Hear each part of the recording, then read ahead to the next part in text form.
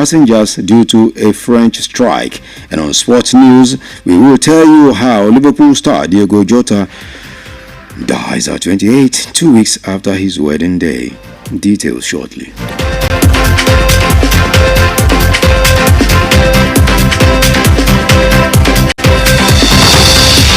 Once again, thank you for joining in on Newsline, Melody 100.7 FM.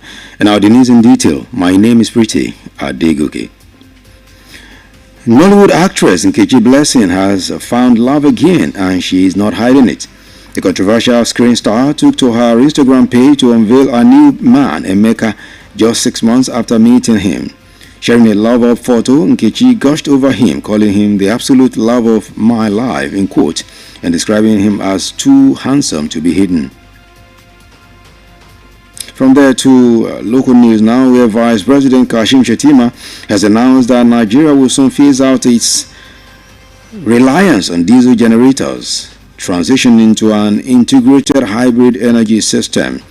Speaking at the opening of the Decarbonizing Infrastructure in Nigeria Summit in Abuja, the Vice President emphasized that climate action is no longer a luxury but a critical economic imperative for Nigeria's future. He underscored the urgency of the matter, stating that for Nigeria's future, climate action is no longer a luxury but a critical economic imperative. And back here in Oyo State, the Oyo State Supplementary Appropriation Bill totaling 278,854,500,000 naira for the 2025 fiscal year before the Oyo State House of Assembly has scaled through its first reading. The bill, it was gathered, aimed at addressing critical funding gaps in both recurrent and capital expenditure for the state. The bill, titled A Bill for the Supplementary Budget of 270,854,500,000 naira, being the recurrent and capital expenditure for the services of Oyo State of Nigeria in the year ending of the 31st day of December 2025, was formally introduced to the House by leader of the majority of the House, Honorable Sonjo Adedoyin, representing Ogbomoso South State Constituency. The Director General of the Oyo State Agribusiness Development Agency, OISADA, and Executive Advisor to Governor Seyi Makinde on Agribusiness and International Cooperation, Dr. Debo Akonde, has said that the state government has attracted about 46.4 billion naira investment into the state through agribusiness. He maintained that Governor Makinde's vision to expand the state's economy through agribusiness has fructified, with the state having access to close to $170 million in agribusiness and international development funds, while about 14 large processing companies have also come into the agribusiness space in the state. Dr. Akonde noted that the state has been able to achieve its deliverables in the agriculture and agribusiness sector, including international development resources, mobilization, development of agricultural enablers such as industrial hubs, roads, rural security, as well as policy and legal instruments. And away from Oyo State now to Edo State, where the state governor, Mr. Monday Okwebolo, has said that his administration has given youth of the state all the necessary tools and created an enabling environment for them to thrive in their various fields of endeavor. The governor disclosed this at the 2025 Edo Youth Impact Forum with the theme Empowered Youth Transform the Future, which was held at the Sir Victor Waifo Creative Hub, Airport Road in Benin City, Edo State. The governor also said that his administration has put strategies in place to support more youth and ensure they are empowered to thrive in their chosen fields. You're listening to Newsline on Melody 100.7 FM.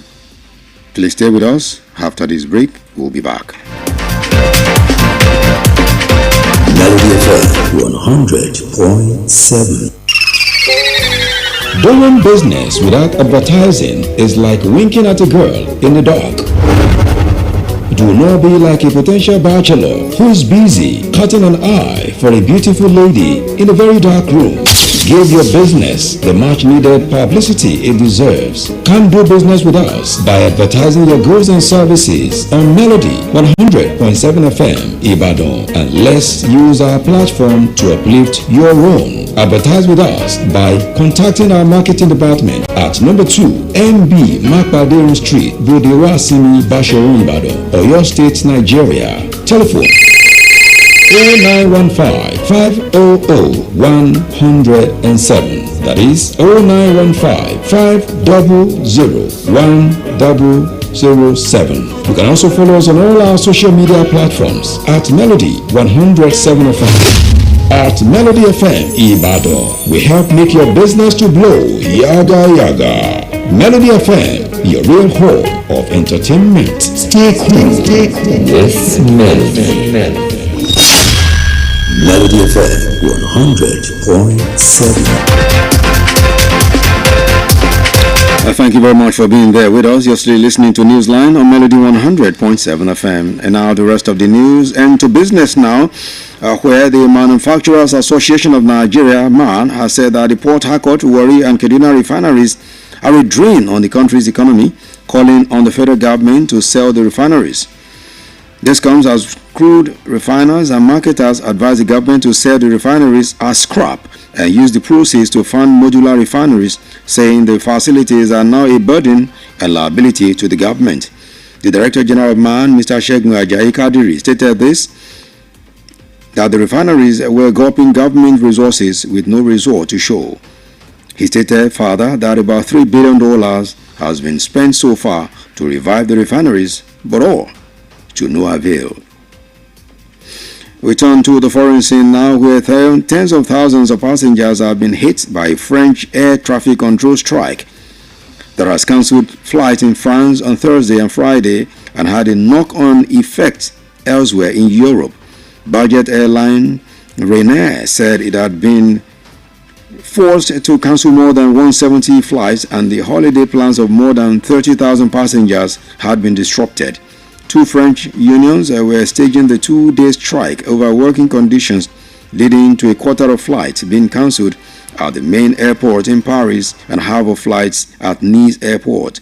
French Transport Minister Philippe Tabarot condemned as unacceptable both the union's demands and their decision to go on strike at such an airport time, an important time for people going on holidays. And finally, from the ever-exciting world of sports, but it's only sad news, where the world of football has been plunged into mourning as Portuguese international and Liverpool forward Diogo Jota has died in a car crash in Spain.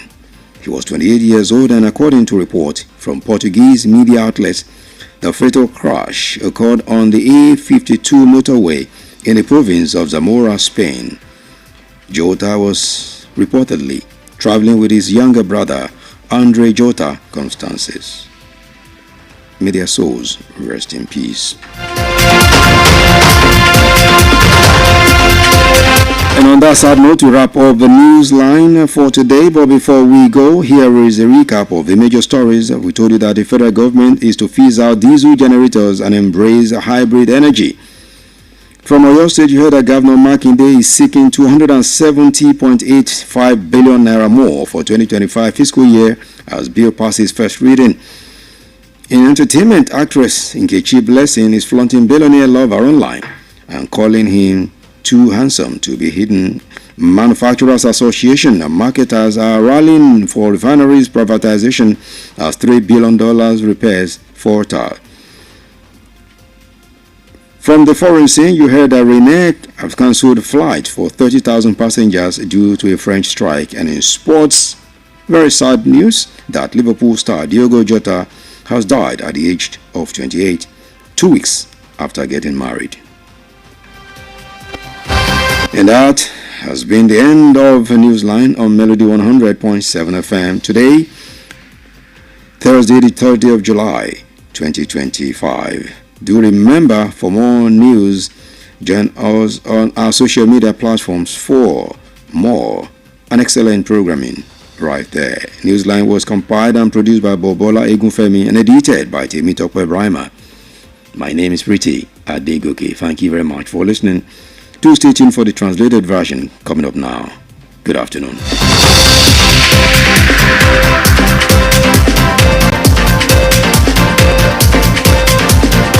Melody FM 100.7. Rédíò yìí kọjá bẹ́ẹ̀.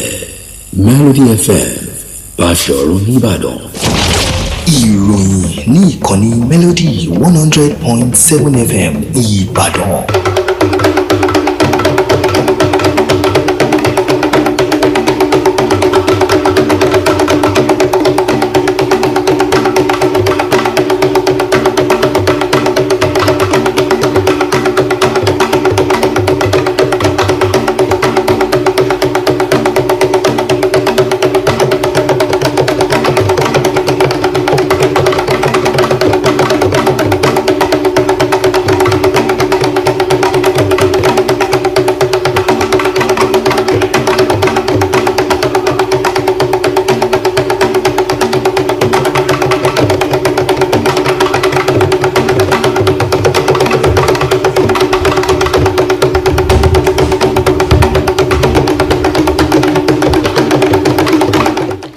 Ẹ̀kásán àsìkò ṣẹ látàárọ̀ àkójọpọ̀ ìròyìn ló ń dé sí etí gbọ̀nyìn láti ìkànnì Melody 100.7 FM Ìbàdàn. Adenike Adésóyè lóníròyìn ṣáájú ẹgbẹ́ kókó oníròyìn náà. Ìjọba àpapọ̀ ti ṣetán láti pa ẹ̀rọ amúnáwá tó ń lo epo dísù tì sẹ́gbẹ̀ẹ́ kan tí wọ́n sì fààyè gba ohun afúnilágbára míì. Gómìnà Mákindé pè fún $410 bílíọ̀nù náírà àfikún àbẹ́tù ìṣúná ọdún 2025 níbi wọ́n ṣe ka àbá náà fúngbà àkọ́kọ́. Nínú ìròyìn amúlùdùn, òṣèrébìnrin nílẹ̀ yìí Nkechi Blessing fi ọ̀rẹ́kùnrin rẹ̀ tó jẹ́ alówólódù yangàn lórí ìtàkùn ayélujára. Ó ní ó rẹwà ju ẹni tóun lè fi pamọ́ lọ. Lábala okòwò, ẹgbẹ́ MAN àtàwọn alágbàtà epo pè fún sísọ àwọn ẹbu ìfọpo ilẹ̀ èdè aládàáni níbi bílíọ̀nù $3 tí wọ́n ti fi ṣe àtúnṣe àwọn ẹbu ìfọpo ọ̀hún kò ṣe mú èso rere kankan jáde. Nílẹ̀ òkèrè, Ryanair fagilé ìrìn àjò àwọn èèyàn 30,000 látàrí ìgbésẹ̀ ìwòṣẹ́nìràn tó wáyé ní ilẹ̀ Faransé. Lábala eré ìdárayá, gbajúgbajà agbábọ́ọ̀lù fún ikọ̀ Liverpool Diogo Jota papòdà lẹ́ni ọdún 28 lẹ́yìn ọ̀sẹ̀ méjì tó ṣe ayẹyẹ ìgbéyàwó rẹ̀. Ìròyìn ọ̀hún rèé lẹ́kùnrẹ́rẹ́.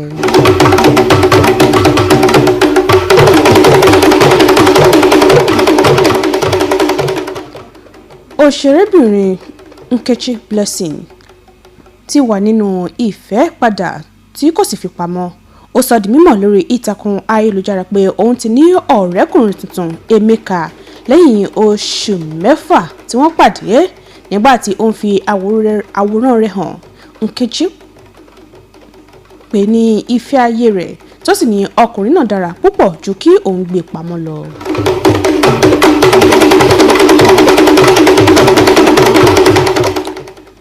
Ẹ̀wẹ̀, igbákejì ààrẹ ilẹ̀ yìí Kashim Shettima ti kéde pé orílẹ̀-èdè Nàìjíríà yóò kúrò nídìí gbígbáralé ẹ̀rọ amúnáwá tí ó ń lo epo dísù tí yóò sì máa ṣe àmúlò ohun afúnilágbára míì.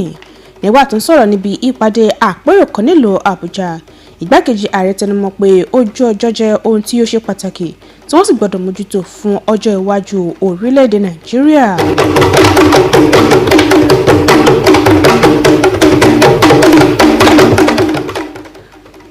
Nínú ìròyìn míì, àfikún àbẹ́tò ìṣúná ìpínlẹ̀ Ọ̀yọ́ tó tó $420 tó ṣojú ẹkùn gúúsù Ògbómọ̀ṣọ́ fi tó ìlú létí láàkó ìjókòó ilé náà.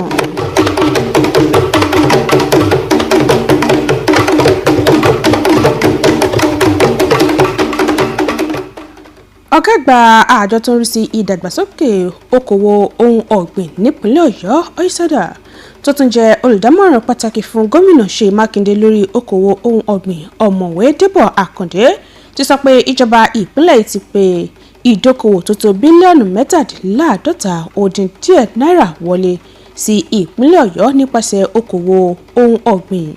Ó ṣàlàyé pé àfojúsùn gómìnà Mákindé láti fẹ́ ètò ọrọ̀ ajé ìpínlẹ̀ yìí lójú sí nípasẹ̀ iṣẹ́ ọ̀gbìn tí ń so èso rere tí ìpínlẹ̀ Ọ̀yọ́ sì tún láǹfààní sí owó tó tó $90 mílíọ̀nù owó ìdàgbàsókè ìdókòwò lágbàáyé táwọn iléeṣẹ́ ńlá 14 náà sì tún ti darapọ̀ nínú okòwò ohun ọ̀gbìn nípínlẹ̀ yìí. Ọ̀mọ̀wé Àkàndé fi kún pé ìpínlẹ̀ yìí tún ti ṣe ọ̀gọ̀rọ̀ àwọn àṣeyọrí míì tó fi mọ́ ìpèsè àwọn nǹkan èyí tó lè mú ìdàgbàsókè bá iṣẹ́ ọ̀gbìn.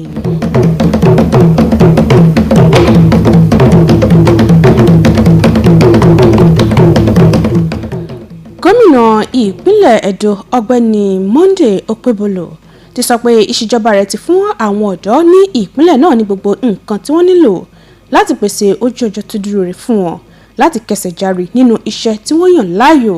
Gómìnà sọ ọ̀rọ̀ yìí di mímọ̀ láàkó ìpàdé àwọn ọ̀dọ́ ìpínlẹ̀ Edo tọdún 2025 èyí tó wáyé ní Sir Victor Uwai for Creative Hub nílùú Benin City.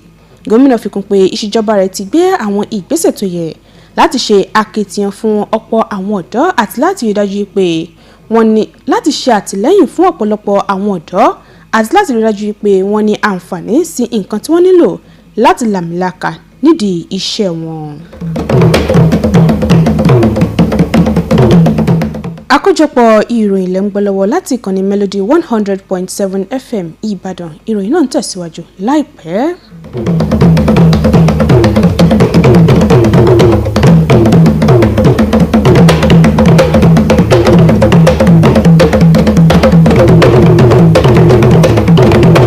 Melody FM Báṣọ̀run nìbàdàn ó kọjá bẹ́ẹ̀. Níbo lọ ń lọ? Mo ń lọ kéde ọjà mi ní rédíò kan bẹ́ẹ̀ ni. Níbo?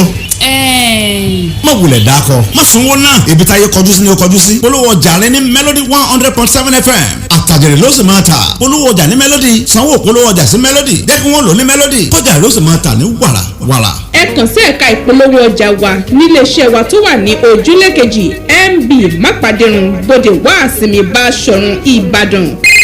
Ẹ sì lè pè wá sórí ẹ̀rọ ìbáraẹnisọ̀rọ̀ 0915 500 107 lẹ́ẹ̀kan sí 0915 500 107. Bákan náà lẹ́tún lè kàn sí wa lórí àwọn ìtàkùn ayélujára wa @Melody 107 FM. Àtàjèrè fún gbogbo ẹni tó bá polówó ọjà ní Melody 100.7 FM. Melody FM Báṣọ̀run nìbàdàn ó kọjá bẹ́ẹ̀.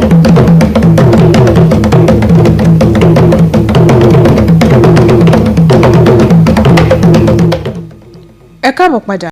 Àkójọpọ̀ ìròyìn tẹ̀síwájú. Ẹgbẹ́ àwọn olùpèsè nǹkan lórílẹ̀‐èdè yìí MAN ti sọ pé àwọn ẹbu ìfọpo tó wà nílùú Port Harcourt, Warri àti Kaduna ń jo ètò ọrọ̀ ajé ilẹ̀ yìí mú. Wọ́n sì ké sí ìjọba àpapọ̀ láti ta àwọn ẹbu ìfọpo náà. Èyí wáyé níbi àwọn tó ń fọ epo àtàwọn alágbàtà ṣe gba ìjọba lámọ̀ràn láti ta àwọn ẹbu ìfọpo ọ̀hún kó sì lo owó rẹ̀ láti ṣe àwọn ẹbu ìfọpo míì pẹ̀lú àfikún pé bùkátà ńlá ni àwọn ẹbu ìfọpo náà jẹ́ fún ìjọba. Ọ̀gá àgbà ẹgbẹ́ MAN ọ̀gbẹ́ni Ṣẹ́gun Ajayi Kádìrì ṣàlàyé pé àwọn ẹbu ìfọpo ọ̀hún ti gbọ́n owó tó tó bílíọ̀nù $3 lọ láti ṣe àgbédìde wọn àmọ́ tí kò sí àbájáde gidi tó ti bẹ̀ yọ.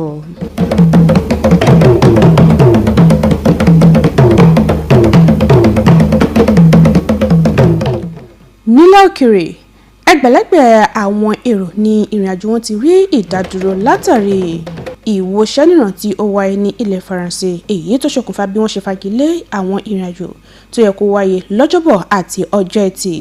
Iléeṣẹ́ ìrìnnà òfurufú Ryanair ló ti fagilé ìrìnàjò bíi 90 tó sì dàbàrú ètò ìsinmi àwọn èrò tí ó lé ní 30,000. Àwọn ẹgbẹ́ méjì ní ilẹ̀ Faransé ló ti dá iṣẹ́ sílẹ̀ fún ọjọ́ méjì látàrí ìlànà iṣẹ́ wọn èyí tí ó yọrí sí bí wọ́n ṣe fagilé àwọn ìrìnàjò tí yẹ kó wáyé. Mínísítà fún ìgbòkègbodò ọkọ̀ lórílẹ̀‐èdè náà Philip Tabarot kojú ọ̀rọ̀ sí ìbéèrè àwọn ẹgbẹ́ ọ̀hún àti ìpinnu wọn láti dá iṣẹ́ sílẹ̀ nírú àkókò tí ó ṣe pàtàkì fún àwọn èèyàn tó fẹ́ lọ fún ìsinmi.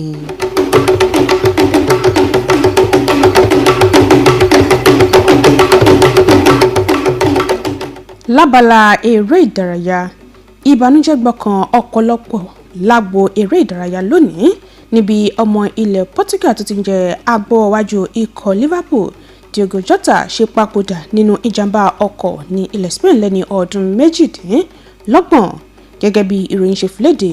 Ìjàmbá ọkọ̀ náà wáyé ní ojú ọ̀nà A52 ní ẹkùn Zamora ní ilẹ̀ Spain. Jota ní ìròyìn filéde pé ó ń ṣe ìrìnàjò pẹ̀lú àbúrò rẹ̀ ọkùnrin Andrew Jota ẹni ọdún 26 tóun náà jẹ́ agbábọ́ọ̀lù lákòókò tí ìṣẹ̀lẹ̀ ọ̀hún wáyé.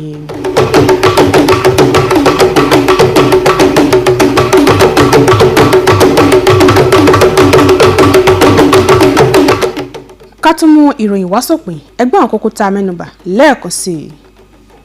Ìjọba àpapọ̀ ti ṣetán láti pa ẹ̀rọ amúnáwá tó ń lo epo dísù tì sẹ́gbẹ́ kan tí wọ́n sì fàyè gba ohun afúnilágbára míì.